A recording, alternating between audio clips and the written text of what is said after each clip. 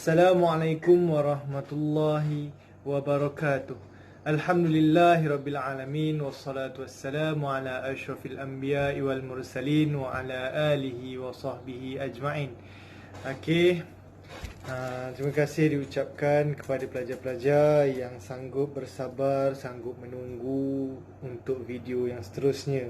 Maafkan saya atas kelewatan menghantar video di atas urusan-urusan yang saya tak dapat nak elakkan. Okey, jadi bagi siapa yang belum maklum, kita dah selesai video pertama berkaitan pengenalan fiqh. Jadi kita akan masuk bahagian pertama di dalam buku Fiqh Al-Manhaji. Okey, yang mana pengenalan pertama ini, bahagian pertama yang kita akan ajar selepas pengenalan adalah Ahkamut Taharah. Ahkamut Taharah berkaitan dengan taharah.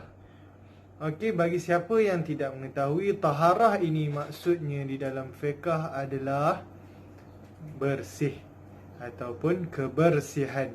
Jadi kalau siapa yang tengok dekat thumbnail tadi, saya mengatakan ataupun saya menunjukkan bahawasanya di mana tempat ataupun martabat kebersihan di sisi Islam.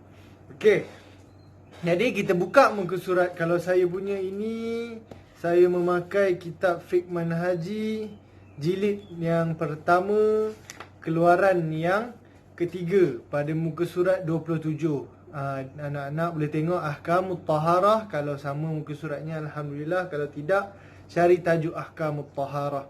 Okey, untuk hari ini kita akan masuk Ahkamut Taharah dan kita akan masuk kepada Anwa'ul Miyah ataupun jenis-jenis air. Okey, sebelum kita mulakan kelas, marilah kita sama-sama membuka kelas kita dengan bacaan doa. Bismillahirrahmanirrahim. Allahumma aftah alaina hikmataka wanshur alaina min khada'ini rahmatika ya arhamar rahimin. Rabbana shrah lana sadrana wa yassir umurana wa yafqahu qawlana. Allahumma faqihna fid din wa 'allimna ma jahilna. Allahumma ij'alna minan nadihin wal faizin was sabirin wal mutasaddiqin. Rabbana atina fid dunya hasanah wa fil akhirati hasanah wa qina azaban nar. Wa sallallahu ala sayyidina Muhammad wa ala alihi wa sahbihi ajma'in walhamdulillahi rabbil alamin. Okey, sidang pelajar yang saya kasihi sekalian, kita bercakap berkaitan dengan taharah. Dalam Islam, taharah ini diberi satu topik khas, utamanya dalam bahagian fiqh, untuk kita mengetahui sejauh mana Islam itu menekankan kebersihan di dalam penjagaan diri dan penjagaan ibadah. Okey, kita tengok yang pertama sekali makna taharah. Makna taharah dari segi lughah mengikut buku ini adalah an-nazafah wa takhallusu minal adnas hisiyatan kanat kan najsi atau ma'nawiyah kal uyub. Okey, kalau anak-anak nak highlightkan sampai al-uyub tersebut. An-nazafah wa takhallus minal adnas, buat satu sengkang. Hisiyatan kanat kan najsi, sengkang. Atau ma'nawiyah kal uyub, itu adalah takrif dari segi lughah, dari segi lughatan. Okey, dari segi bahasanya, taharah ini bermaksud apa? An-nazafah, kebersihan. Wat-takhallus, menyucikan. Minal adnas, membersihkan atau menyelesaikan diri kita daripada al-adnas. Adnas ini bermaksud kekotoran. Seterusnya, yang selepas sengkang yang kedua, hissiyatan kanat kan najsi. Yang maksud dia apa? Terhindar dalam bentuk hissiyah ini adalah benda yang kita boleh sentuh, kita boleh pegang, kita boleh rasa, kita boleh nampak, seperti najis. Ataupun ma'nawiyah kal uyub. Ma'nawiyah ini benda yang tidak kita nampak, seperti apa yang kita malu ataupun apa yang kita boleh aib datang dengan keadaan benda itu terjadi. Jadi kebersihan ini ada dua, satu luaran dan satu dalaman. Ini dari segi lughahnya. Seterusnya kita tengok taharah dari segi syarak. Taharah dari segi syarak, kalau ikut buku ni dia mengatakan fa'lu ma tustabahu bihi salah au ma fi hukmiha. Fi'il ataupun perbuatan yang dengannya mengharuskan solat ataupun apa yang berkaitan dengan hukum-hukumnya. Maksud dia apa? Dari segi taharah, dari segi syarak, bermaksud dengan perbuatan ini kalau dilakukan akan boleh kita melakukan ibadah-ibadah seperti solat ataupun ibadah-ibadah yang memerlukan perkara-perkara tersebut. Taharah dari segi syarak ada berapa bahagian? Taharah dari segi syarak ada 3 perkara. Di bawah ni dia ada tunjuk. Yang pertama al-wudu' liman kana ghairi mutawadda'. Yang pertama ni yang dia mengatakan apa? Mengambil wuduk bagi orang yang tidak berwuduk atau orang yang tidak ada air sembahyang. Wal ghaslu liman wajaba alaihi al-ghasal, dan membersihkan diri ataupun mandi bagi siapa yang diwajibkan mandi. Wa izalatun najasah anis sawb wal badan wal makan, dan menghilangkan najis daripada baju, badan dan tempat. Okey. Jadi sekarang kan ada orang yang tanya, Ustaz, jadi tayamum ni bukan daripada sebahagian daripada kebersihan dalam ibadah ke? Ya, tayamum adalah kebersihan, tetapi dia bukan yang utama. Kenapa? Kerana dia adalah hanya dilakukan jika ketiadaan air ataupun ketidakcukupan air. Dia ada dua istilah, dia ada 2 keadaan. Yang pertama, tidak ada air keseluruhan, ataupun ketidakcukupan air untuk tuan-tuan ataupun puan-puan survive, hiduplah. Keperluan harian contohnya nak minum tak cukup air, jadi keperluan itu tidak mencukupi, boleh dilaksanakan tayamum. Jadi tayamum ini untuk mengangkat mudarat ataupun untuk melepaskan diri jika pada ketiadaan air. Jadi pada utamanya wudu, yang keduanya mandi, dan yang ketiganya kebersihan diri dan kebersihan tempat. Itu yang 3 utama dalam taharah dari segi syarak.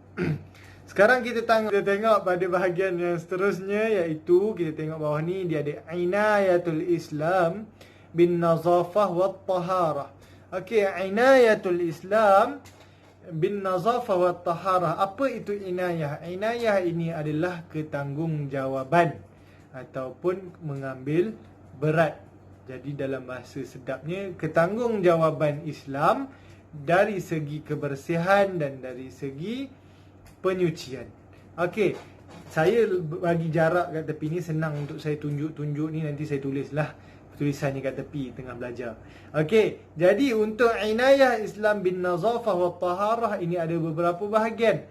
Okey, yang kita tengok nombor 1, contoh macam mana Islam mengambil berat kepada bentuk-bentuk wudu, bentuk-bentuk kebersihan dan penyucian. Yang pertama, Islam mengarahkan al-amru bil wudu'i li ajli salah kullu yawmin addata marrat. Dia kata apa? Awak highlight sampai situ. Dia kata Islam memberi tanggungjawab atau bertanggungjawab dalam membersihkan, dalam memupuk sikap bersih kepada hamba-Nya melalui arahan untuk berwuduk untuk li ajlis solah, pada keadaan nak solat, kullu yaumin addata marrat. Maksudnya apa? Setiap hari hang kena berwuduk, setiap kali hang nak solat hang kena berwuduk. Jika tidak ada wuduk, bermaksud apa? Islam menitik beratkan suci.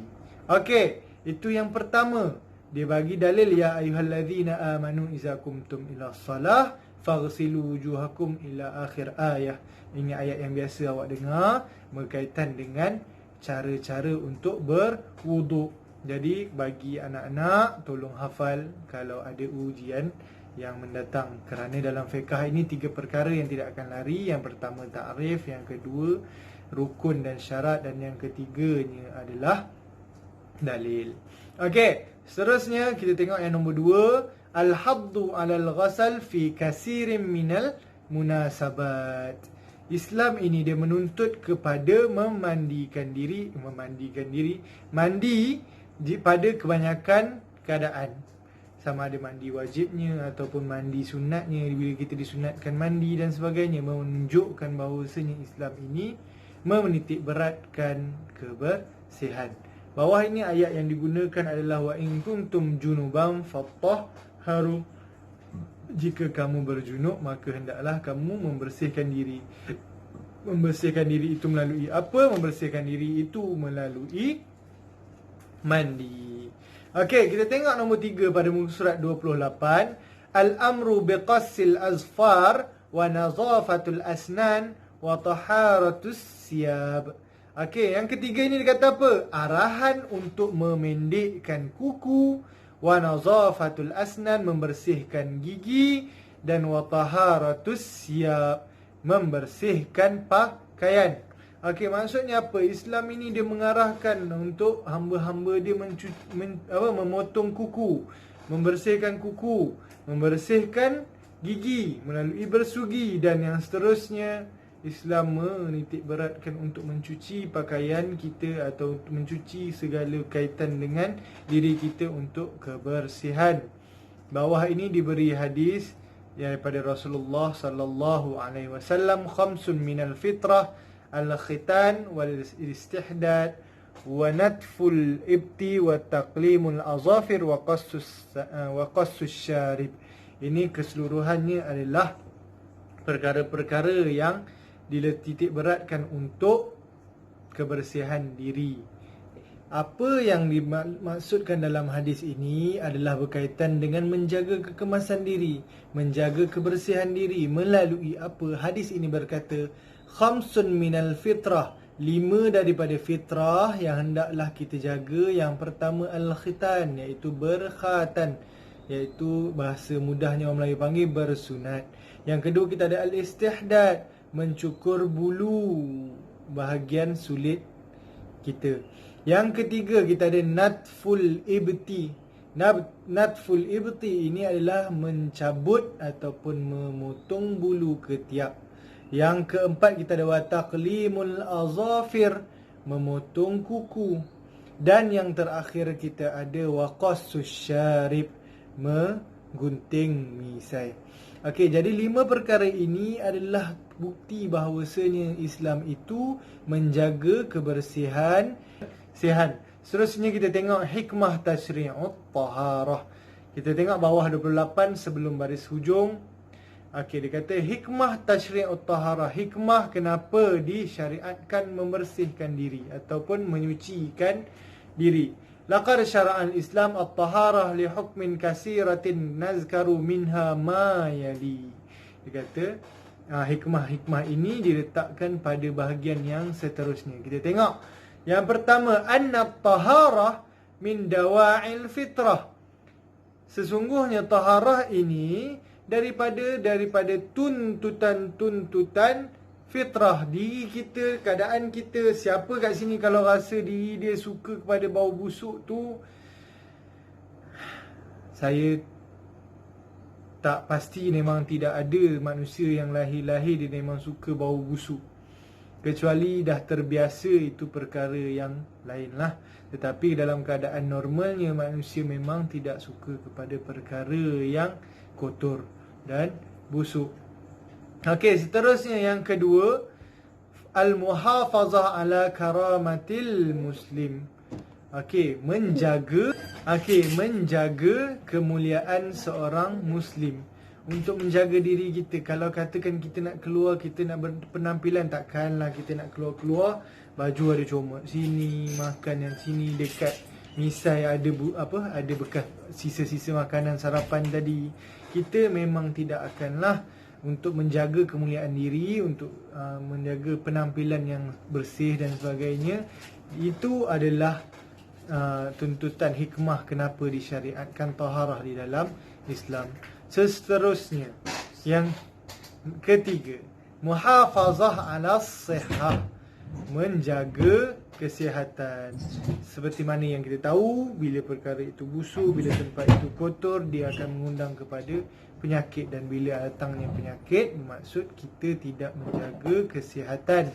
Dan bila Islam itu menuntut kepada taharah, bermaksud Islam itu mementingkan kesihatan kita. Okey, yang keempat, al-wuquf baina yadayillah tahiran nazifan.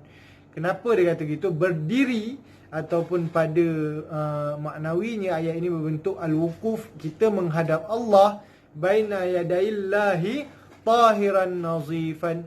Kita menghadap Allah itu biarlah dalam keadaan kita bersih dan suci. Supaya kita menghadap Allah untuk beribadah itu tidaklah dalam keadaan sambil lewa. Okey. Empat ini adalah hikmah kenapa Islam mensyariatkan taharah sebagai satu tuntutan ataupun arahan. Okey, seterusnya kita masuk al-miyah allati yatatahharu biha. Air-air. Kenapa al-miyah? Al-miyah adalah jamak kepada al-ma'. Air. Al-miyah allati yatatahharu biha. Air-air yang kita boleh bersuci ataupun kita boleh membersihkan diri menggunakannya. Maksudnya jenis-jenis air. Okey, air ada 7 keadaan.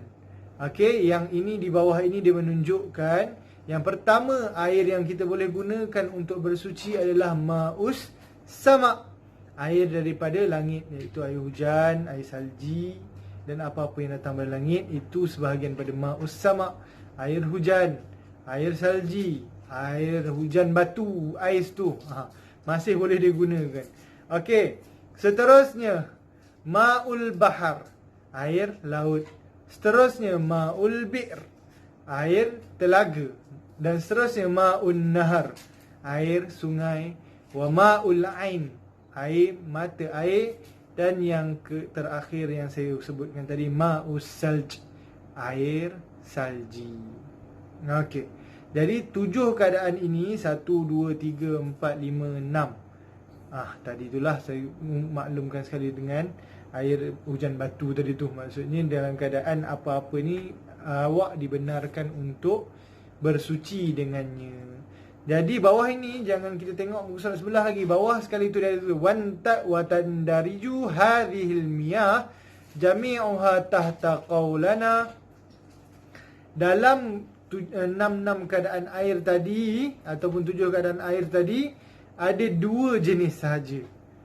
Dikategorikan daripada 2 jenis. Yang pertama, ma nazala minas sama, apa yang diturunkan daripada langit.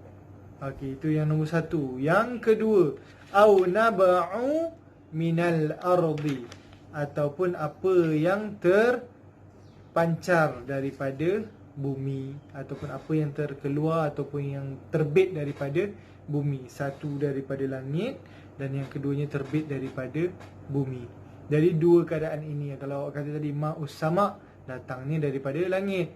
Ma'ul bahar, terbitnya dari bumi. Ma'ul bi'r, terbitnya dari bumi. Ma'un nahar, terbitnya dari bumi. Ma'ul ain pun terbitnya daripada bumi. Ma'us salj, datangnya daripada langit. Okey.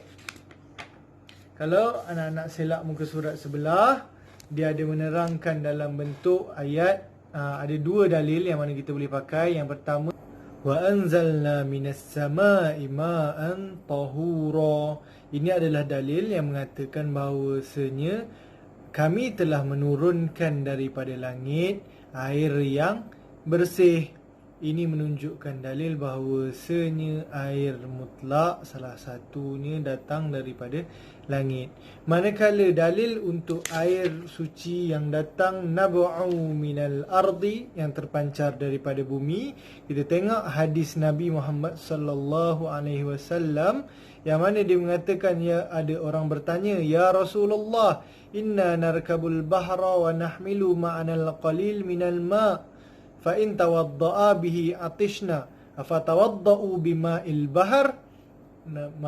Sahabat itu ataupun lelaki itu bertanya kepada Rasulullah. Dia berkata, sesungguhnya kami berlayar ataupun menaiki menunggang di atas laut, berlayar di atas laut. Wa nahmilu ma'ana al-qalil minal ma'. Kami membawa bersama kami sedikit daripada air. Jika kami berwuduk dengan air tersebut, maka kami akan kehausan. Atishna. Afatawadda' bima'il bahar. Adakah kami boleh berwuduk dengan air laut? Rasulullah sallallahu alaihi wasallam menjawab apa? Huwa at-tahuru ma'uhu al-hillu maitatuhu. Bermaksud apa? Air laut itu huwa at-tahuru, huwa itu kembali kepada al-bahar. Huwa at-tahur ma'uhu, airnya adalah suci. Al-hillu maitatuhu, mayat-mayat yang di dalamnya pun adalah halal untuk dimakan. Okey, jadi itu adalah dalil untuk nab'u minal ardi, air-air yang terpancar daripada bumi.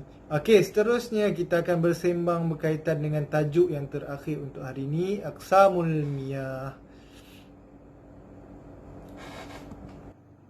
Okey, kalau anak-anak tengok jenis-jenis air, ini bukan jenis-jenis air yang tadi tu, air salji apa semua tadi, bukan. Aqsamul miyah ini dikategorikan atau diklasifikasikan kepada 4 bahagian. Okey, yang pertama, anak-anak boleh tengok kita ada air terbahagi kepada 4 bentuk atau 4 jenis, 4 bahagian. Yang pertama adalah tahir mutahhir. Okey, yang kedua tahir mutahhir tetapi makruh. Yang ketiga tahir ghairi mutahhir, dan yang keempat mutanajjis. Okey, ada 4 keadaan. Okey, yang pertama kita tengok ada 4 jenis, ada 4 bahagian ni. Yang pertama saya ambil tahir mutahhir. Air yang kalau dalam bahasa Melayunya tahir bersih, wal mutahhir dan boleh membersihkan kita. Okey, dia bersih, air itu bersih, bermaksud kita boleh menggunakan dia, kita boleh minum dengan dia, kita boleh buat apa-apa dengan dia, dan dia boleh membersihkan kita dari segi syaraknya, maksudnya boleh berwuduk dengannya, boleh mandi wajib dengannya, dan bolehlah kita nak buat untuk mencuci pakaian dan sebagainya, tidak ada masalah.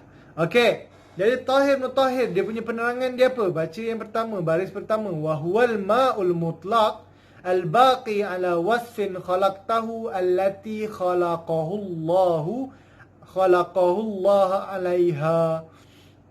Okey, wa huwal ma', dia adalah air mutlak yang mana kekal ala wasfi khalaqtahu, kekal bersifat dengan datangnya air tersebut atas allati khalaqahu Allahu alaiha, yang mana Allah itu menciptakan ke atas air tersebut. Tetapi anak-anak jangan habis di situ. Garisnya tak apalah, awak nak garis satu baris tersebut, tetapi anak-anak kena tengok di bawah itu ada penerangannya. Wala yukhrijuhu an kaunihi ma'an mutlaqan taghayyuruhu bitulin maksud. Maksud apa? Tidak terkeluar daripada jenis-jenis air ini, air mutlak walaupun telah dibiarkan lama. Contohnya apa? Ini yang antara benda-benda yang kita selalu orang bertanya lah, Ustaz, air mutlak ini, kalau kata air tahir mutahhir ini atau air mutlak ini, kalau katakan dalam paya tu Ustaz dah warna hijau, warna coklat, bersih lagi ke? Kata kalau dah berubah warna ni habislah. Okey, berubah warna dengan keadaan semula jadi adalah masih kekal dalam keadaan tahir mutahhir. Bermaksud apa? Awak nampak air tu ada lumut dalam dia. Dari segi fahamnya, kalau awak tak geli, dari segi fahamnya, kalau itu je air yang ada, dia masih tahir mutahhir.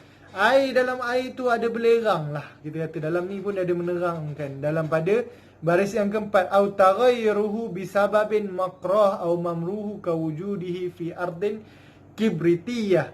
Bermaksud apa? Dah ada pada bumi tu ada belerang dekat dalam tanah tu. Bila bercampur dengan air, dia akan keluarkan satu bau.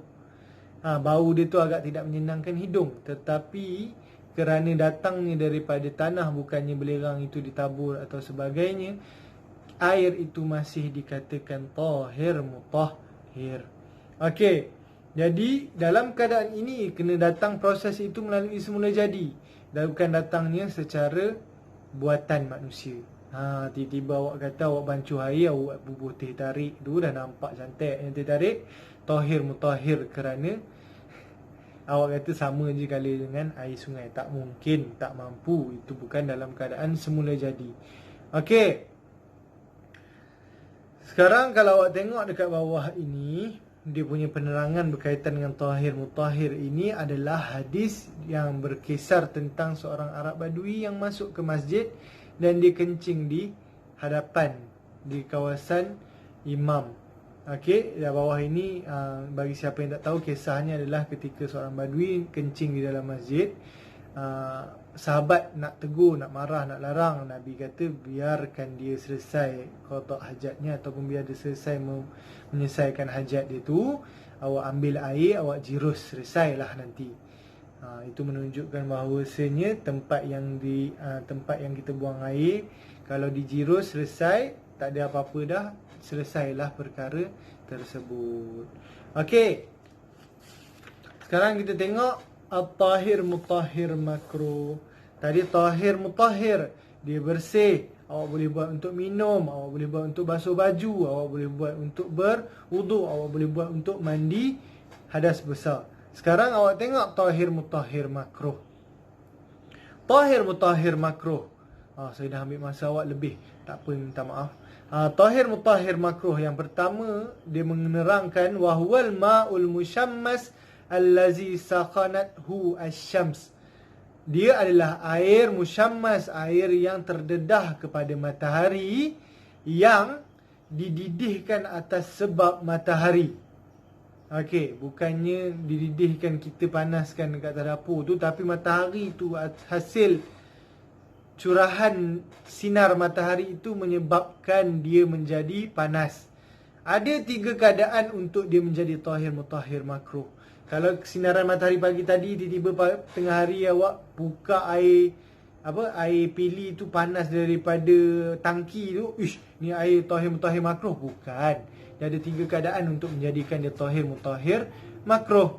Yang pertama, an yakuna bi baladin harah. Hendaklah datang dekat tempat negara-negara yang memang panas. Panas dia memang bukan panas awak boleh hadap. Bukannya panas yang awak boleh jalan tu tak ada apa-apa.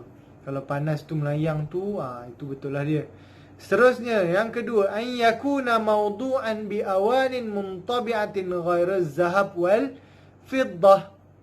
Bekas yang diguna itu adalah dari segi logam ataupun besi, ataupun bekas-bekas yang memang menyerap panas, dan muntabi'ah ghaira zahab wal fiddah, kecuali lah bekas itu daripada perak ataupun emas. Okey, contoh yang dibagi apa dia? Al-hadid, an-nuhas. Ini apa bermaksud? Benda ini adalah besi, tembaga, bekas-bekas yang memang akan menyerap kepanasan. Dia kata apa? Berhujung sekali, wa kullu mu'dan qabilu lit-tariq. Dan semua jenis bahan-bahan galian atau semua jenis-jenis yang kita galilah untuk yang seumpama dengan besi dan tembaga, tidak boleh. Sebab apa? Yang pertama, benda-benda tersebut jika panas dan juga air, dia akan berkarat. Okey, yang kedua, yang ketiga, an yakuna isti'malu fi al-badan li adami walau maitan aw hayawan yalhaquhu al-baras kal khail. Yang ketiga dia kata, jika dengan menggunakan air musyammas ini, yang panas ni, pada badan manusia hidup ataupun mati, ataupun haiwan, akan mendatangkan sopak. Al-baras ini sopak, dan al-khail adalah kusta. Okey, datangnya ni, kalau katakan datang tu memang kenapa dicegah menggunakan air ini, dia akan mendatangkan sopak, dia akan mendatangkan kusta. Itu bermaksud air tersebut tahir mutahhir makruh. Jadi tahir mutahhir makruh ini, Ustaz, boleh ke nak guna? Boleh. Saya tidak mengatakan dia tidak boleh digunakan, kerana itu tahir, dia bersih, dan dia mutahhir, dia boleh menyucikan, tetapi dia makruh kerana dia mendatangkan mudarat kepada manusia. Okey. Jadi Ustaz, kalau katakan nak guna tahir mutahhir makruh ini, adakah lebih elok saya tayamum ataupun saya guna air tahir mutahhir makruh. Jadi untuk hari ini saya mengatakan dalam keadaan ini ada satu soalan di tengah-tengah. Ini adalah soalan yang saya nak awak jawab pada ruang komen. Jadi soalan ataupun jawapan yang betul ataupun jawapan yang salah nanti saya akan maklumkan keadaan yang sebenar. Jawab pada ruang komen. Seterusnya kita tengok at-tahir ghairu mutahhir. At-tahir ghairu mutahhir ini adalah dia bersih tetapi dia tidak boleh membersihkan.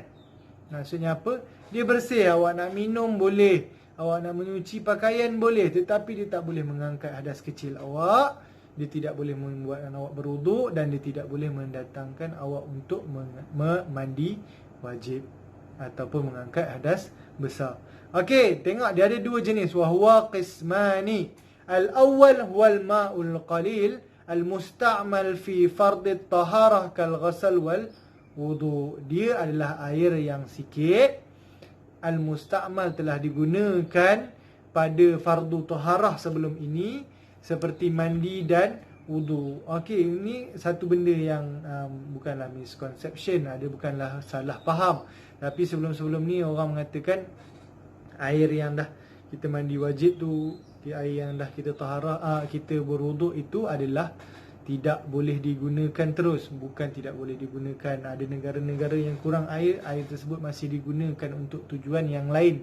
Kerana dia masih bersih, dia tidak ada apa-apa benda yang mengotorkannya kecuali awak telah membersihkan najis dengannya. Jadi air itu masih keadaan bersih untuk membersihkan kawasan. Kebanyakan orang menggunakan dia untuk membersihkan kawasan atau membersihkan pakaian. Jadi benda itu masih tahir tetapi dia tidak boleh menyucikan. Maksudnya awak dah ambil wuduk, kali kedua awak simpan air tersebut, awak ambil wuduk sekali lagi, tak mampu. Sekali je. Selepas itu dia jadi tahir ghairu mutahhir, awak gunakan untuk selain wuduk dan mandi wajib. Yang kedua, huwal ma'ul mutlaq alladhi khalatahu syai'un min at-taharat allati yustaghna anha al-ma' adatan wallati la yumkin fasluha anhu ba'dal mukhalatah. Yang kedua dia kata air mutlak yang telah air mutlak yang telah bercampur dan kebiasaannya air tersebut tidak berhajat kepadanya. Apa yang maksud di sini adalah contohnya awak dahaga, apa awak tak nak minum air kosong, awak ambil, awak campurkan dengan teh, awak bubuh gula, dah jadi air teh. Dia masih bersih, dia masih boleh awak minum, tetapi dia tidak boleh awak jadikan sebagai medium awak untuk mengangkat hadas kecil dan hadas besar. Okey, kita tengok bawah ini penerangan. Fataghayyaru bihaitsu lam ya'ud yatluqu alaihi ismul ma'al mutlaq kasyai wal arqasus. Dia kata apa? Ini bawah ni contoh dia bagi. Boleh berubah, tetapi dalam keadaan berubah ini dia bagi contoh apa? Air teh dan air arkasus. Bagi siapa yang tak tahu air arkasus, awak kena pergi negara Arab lah, awak tahulah air macam mana. Saya nak menerangkan pun saya tak reti buat. Okey, seterusnya kita masuk bahagian ma'ul mutanajjis, bahagian yang keempat ataupun bahagian yang terakhir untuk kuliah kita pada yang sesi ini. Al-ma'ul mutanajjis wal ma' alladhi waqa'at fihi najasah wa huwa qisman. Air yang telah dimasukkan najis padanya dan terbahagi kepada dua bahagian. Yang pertama, al-awwal qalil, masuk sikit najis, bukan banyak. Wa huwa ma kana duna killatain wa hadzal ma' yanjisu bi mujarrad wuqu'in najasa. Okey, dalam keadaan yang pertama ini bukannya najis tu yang sikit, air tu yang sikit. Datangnya ma kana duna killatain, air itu tidak mencukupi dua kolah. Jadi air tersebut ada najis di dalamnya secara automatik, tak ada perbincangan, tak ada apa, dia terus menjadi najis. Okey, Seterusnya awak tengok bawah ini wathani. Dalam tempoh yang kedua dia mengatakan apa?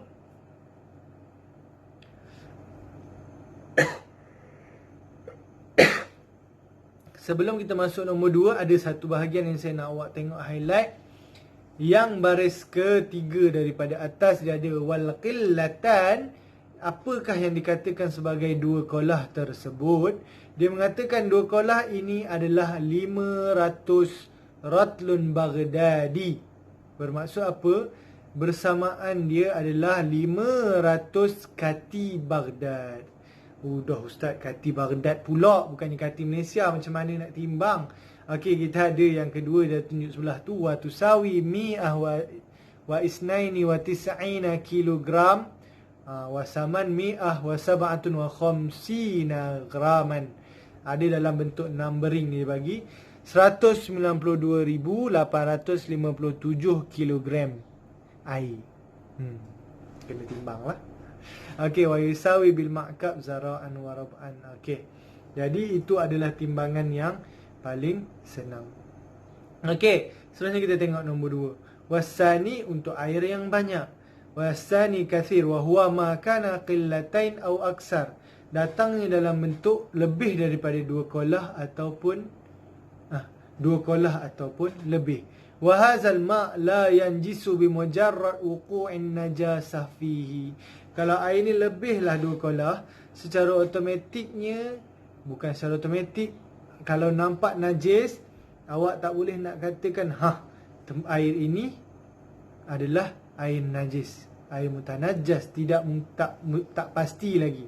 Apa keadaan yang kita nak pastikan? Tidak berlaku salah satu daripada 3 keadaan. Yang pertama, rasanya tidak berubah. Yang keduanya, baunya tidak berubah. Yang ketiga, warnanya tidak berubah. Okey, katakan Ustaz, macam mana nak rasa dah nampak najis, gelilah nak minum. Bukan minum.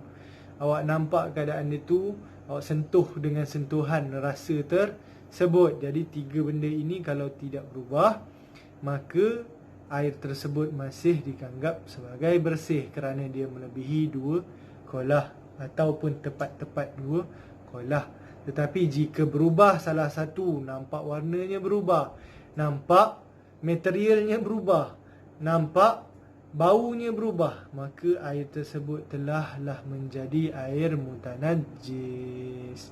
Okey. Dalam keadaan ini, selesailah kita dalam 2 bab yang besar. Dan bahagian seterusnya, bahagian Al-Awani. Awak selak muka surat 36. Al-Awani ini adalah berkaitan dengan bekas. Bekas macam mana kita nak guna, bekas macam mana kita nak cucikan, bekas macam mana kita boleh pakai untuk kegunaan seharian. Saya akan cerita dalam bahagian bekas.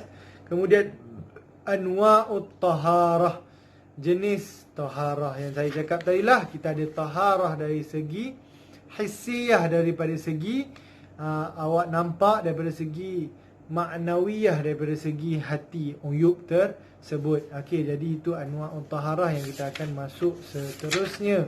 Kemudian kita ada al-istinja wa adabu, nak beristinja daripada hadas kecil, macam mana keadaan dia, macam mana adab dia. Okey, itu pada topik yang akan datang pada kelas yang seterusnya. Jadi untuk ini saya tangguh kelas kita dengan tasbih kafarah dan suratul As. Jika ada apa-apa soalan, boleh tanyakan pada ruang komen. Yang penting sekali, awak keluarkan isi, awak bagi jawapan kepada soalan yang saya tanyakan tadi. Kemudian yang terakhir, kalau ada soalan yang awak nak tanya berkaitan dengan tajuk ini, asingkan komen tersebut. Jika ada penambahbaikan pada video, awak boleh maklumkan kepada saya melalui komen juga. Asingkan komen, maksudnya komen yang pertama, yang penting, yang wajib untuk saya kira kehadiran awak adalah awak tulis isi-isi penting. Seterusnya yang kedua, dalam komen yang sama awak kena jawab soalan yang saya bagi pada tengah-tengah perbincangan kita tadi. Itu satu, ini adalah wajib. Seterusnya, kalau awak ada penambahbaikan, awak ada saranan, awak ada cadangan, awak boleh letak pada komen yang lain. Yang ketiga, awak ada apa-apa soalan berkaitan dengan tajuk yang kita bincangkan tadi, termasuklah soalan itu awak tak faham maksud pun, awak dah cari, dah search, awak dah tengok tak jumpa maksud dia atau tak kena maksud dia, awak boleh tulis dekat komen pada nombor 3 tersebut. Asingkan 3 perkara. Okey, kalau tak ada apa-apa lagi, kita tangguh kelas kita kepada hari yang depan. Untuk pengetahuan awak, kelas ini dah sampai ke 40 minit. Dia akan mengambil 2 kelas. Jadi kehadiran awak akan ditanda pada 2 tempat lah. Jadi untuk itu saya tangguh kelas kita dengan tasbih kafarah dan subhanakallahumma wa bihamdika asyhadu an la ilaha illa anta astaghfiruka wa atubu ilaik. Assalamualaikum warahmatullahi wabarakatuh.